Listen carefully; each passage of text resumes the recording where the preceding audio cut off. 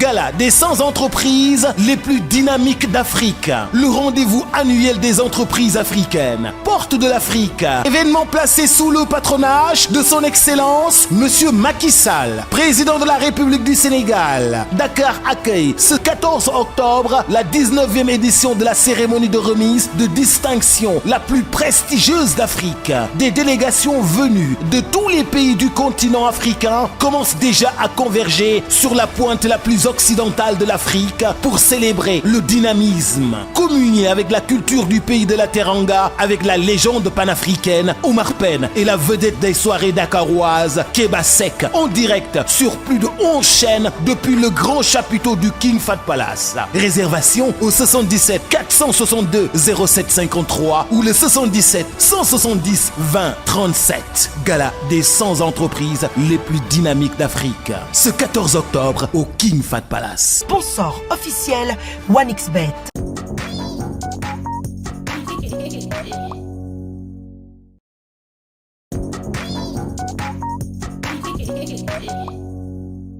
Chers amis fidèles internautes, vous qui avez choisi la chaîne des grands événements VIP People TV, s'informer juste, c'est vrai. Nee naa leen chaque jour su ngeen abonné bës leen cloche de notification bi ngir jot yeneen vidéo tey nag ñu indi leen beneen numéro actu du jour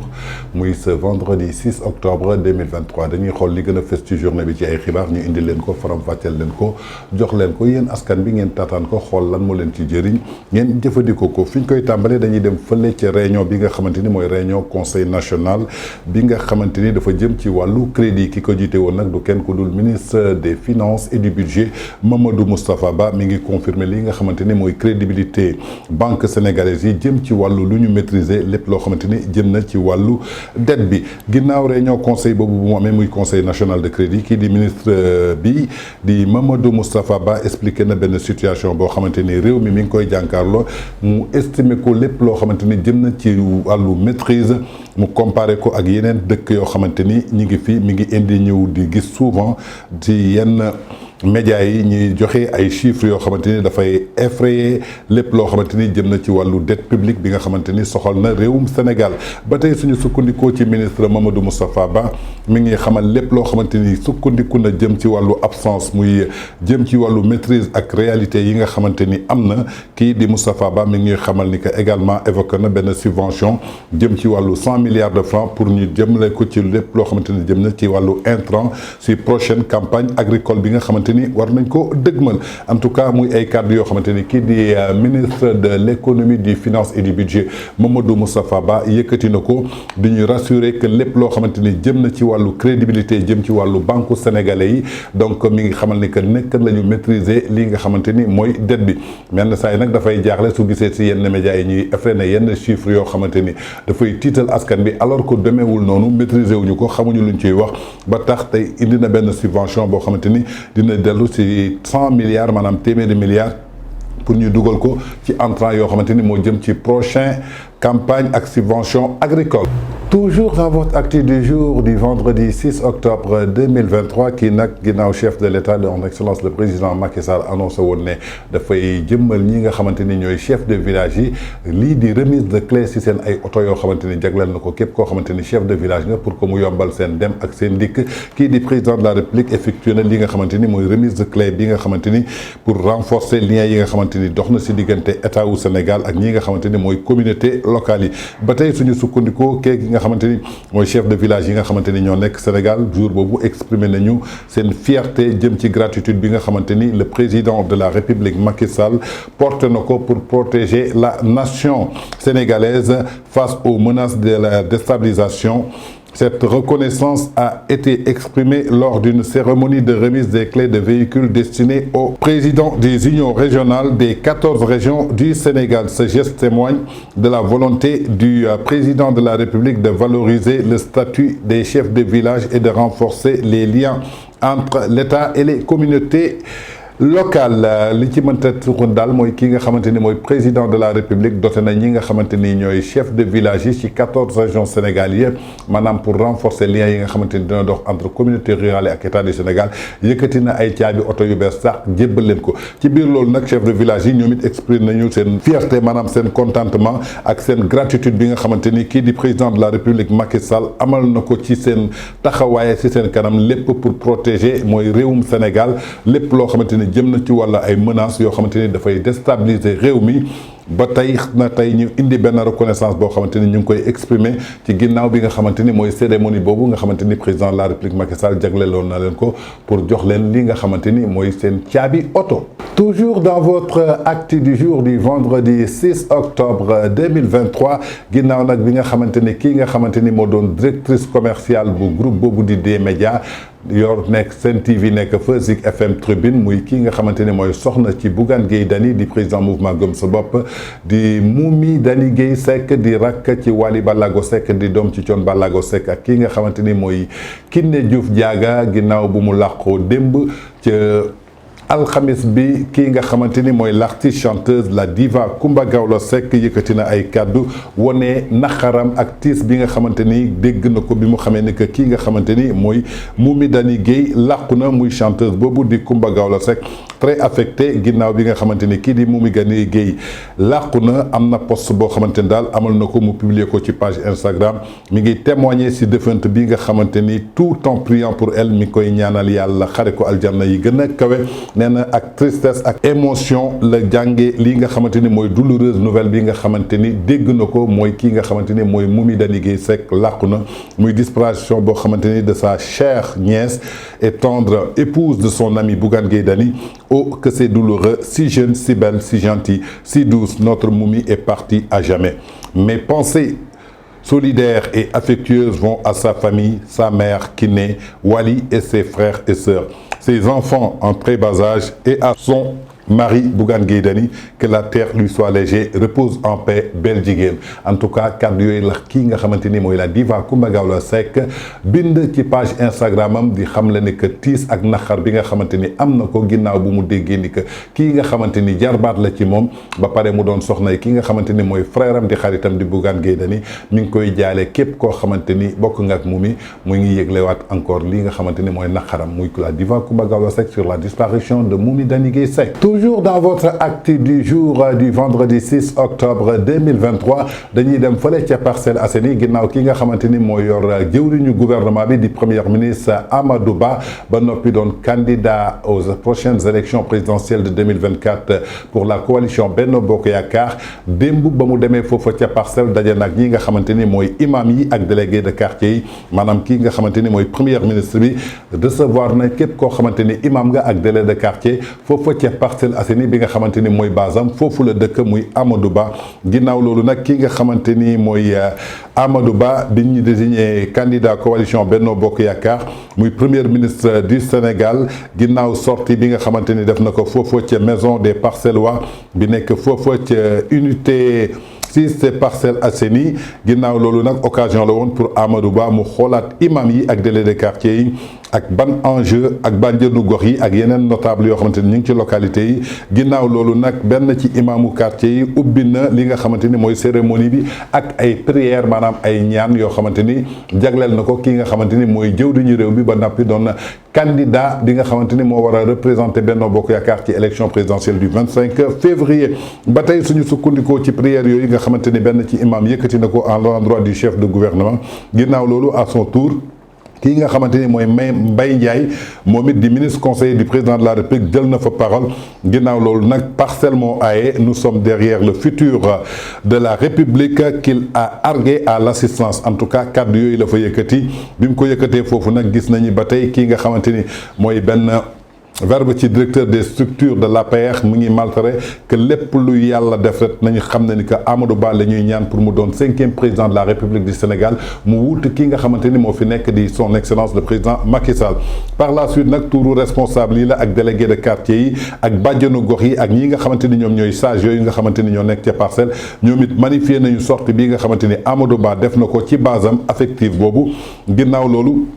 bi ñu jëlee parole kii di premier ministre bi réjouir na ci accueil bi nga xamante ni ñii nga xamante ni mooy imam yi chef de quartier yi bàjjenu gox yi réserver nañ ko mais aussi mi ngi remercier choix bi nga xamante ni kii di président de la république Macky Sall def na ko ci kawam muy loo xamante ni mi ngi ciy réjouir bu baax a baax mu porté ko ci modeste personne mu ne ko donc nag xam na ni que lourde responsabilité la am tey pour mën a eggale lii nga xamante ni Macky Sall teg na ko fii ci Sénégal ba tey histoire du Sénégal ñu bind ko ci taarixu politique gu àdduna par rapport ak respect par rapport ak engagement par rapport ak ay investissement par rapport ak lépp loo xamante ni dafa jëm ci wàllu paix ak sécurité sociale te dëkk bu amul paix amul sécurité amul sociale daanaam suñu xoolee ñi ñu wër tey xool Mali xool Niger xool Burkina Faso xool li fa xew tey te ñu xam ne musul xew Sénégal kon donc Amadou Ba nee na responsabilité bu diis la Macky Sall teg ci ndoddam pour que mu jéem ko wutu pour doon 5e président de la République du Sénégal.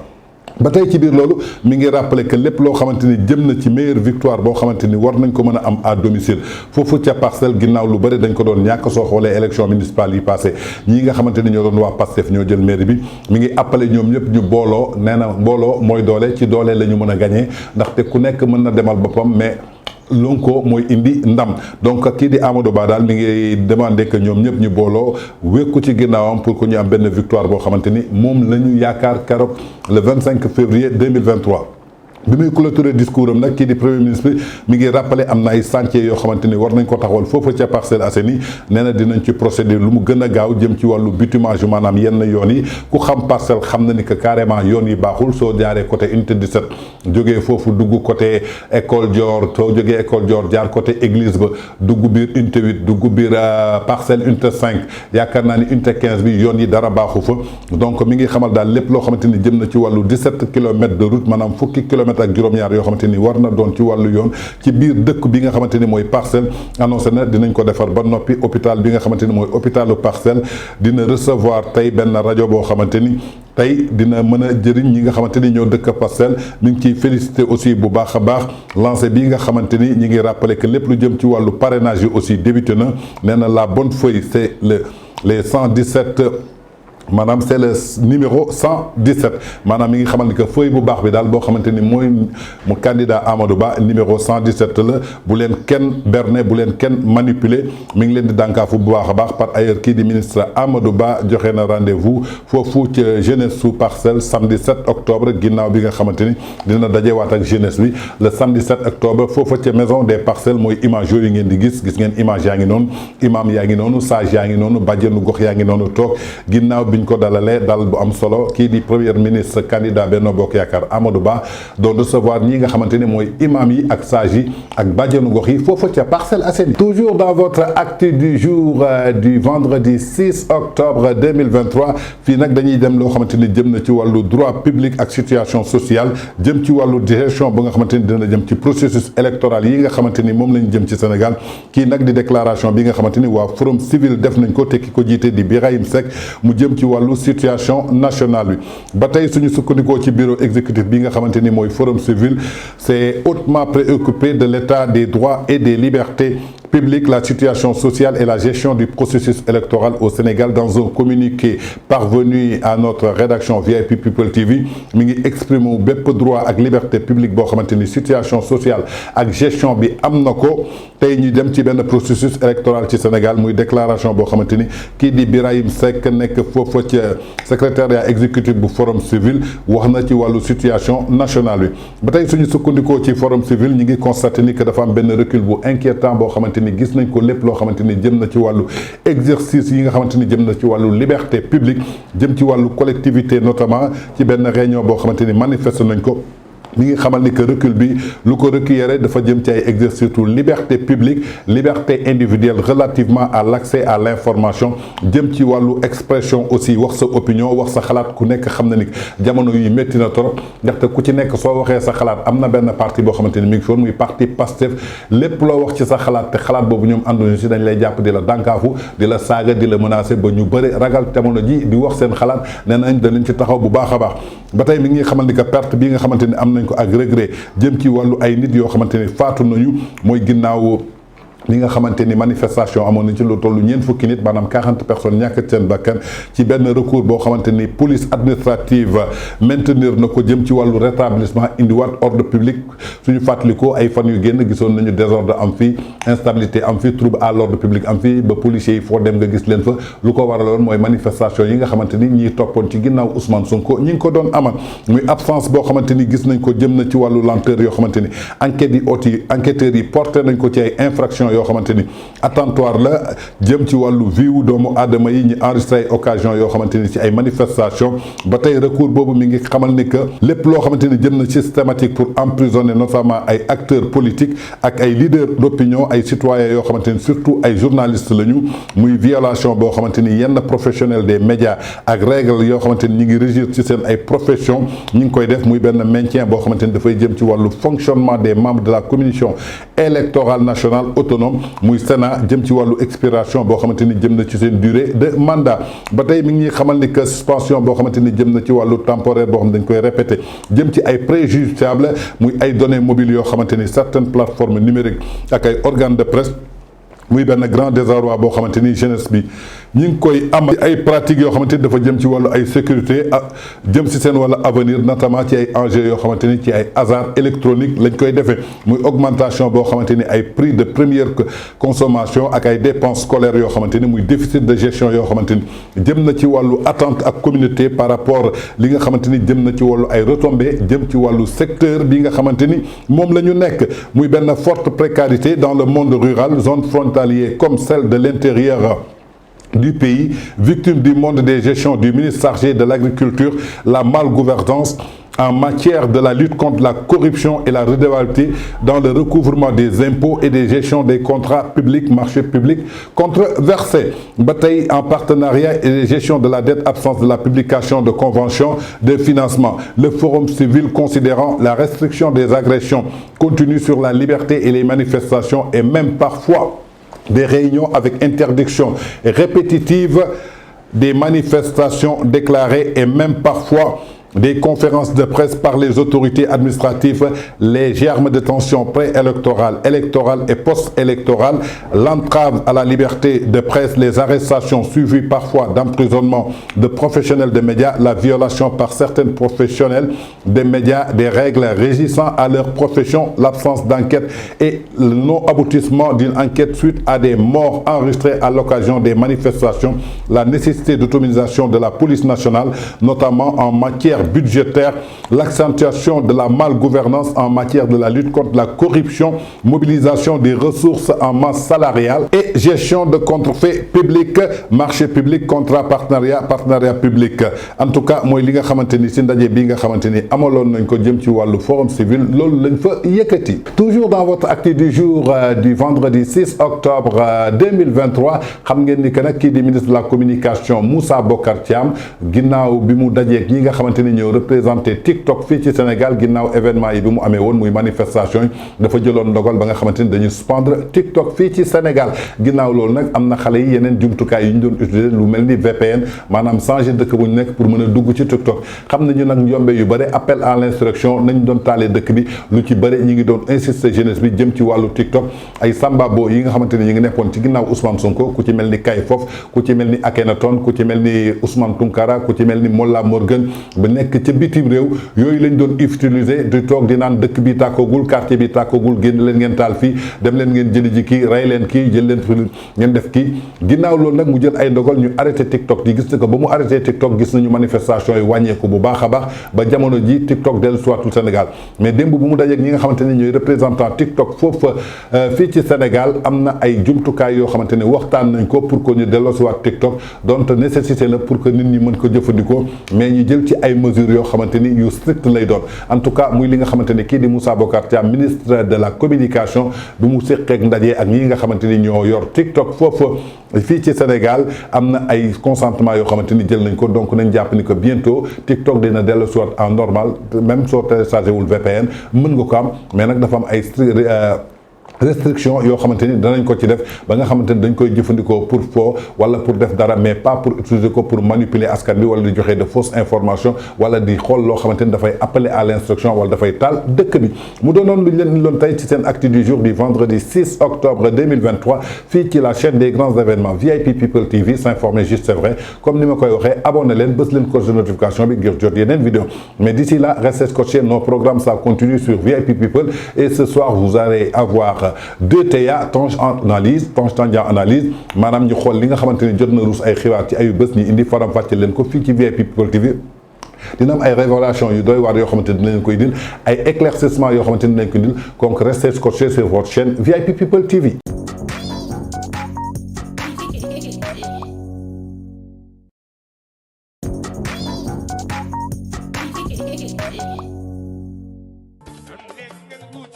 Hello guys, une bonne nouvelle avec TapTapSend, une nouvelle application sûre et rapide. Envoyez de l'argent partout à travers le monde, que ce soit l'Europe ou les États-Unis, avec TapTapSend. Utilisez le code promo TANGE26 et gagnez 10 € sur chaque transfert. Téléchargez l'application sur Apple Store ou Play Store. Avec TapTapSend, tout est révolu.